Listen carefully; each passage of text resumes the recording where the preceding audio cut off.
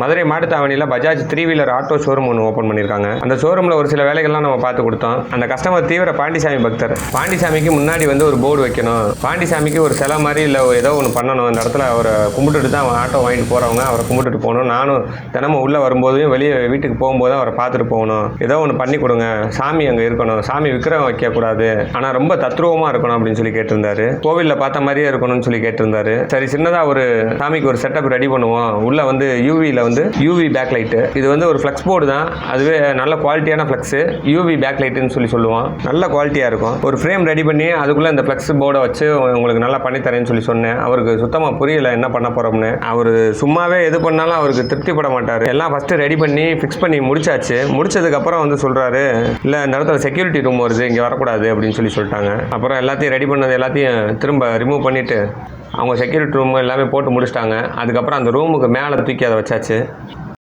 கிட்டத்தட்ட ரெடி பண்ணி 1 மாதம் அதை கழட்டி சும்மா தாங்க கிடந்துச்சு. அதுக்கப்புறம் திரும்ப எடுத்து மாட்டியிருக்கோம். அவருக்கு அப்போ வரைக்குமே இது எப்படி வரும்ன்றதே தெரியல.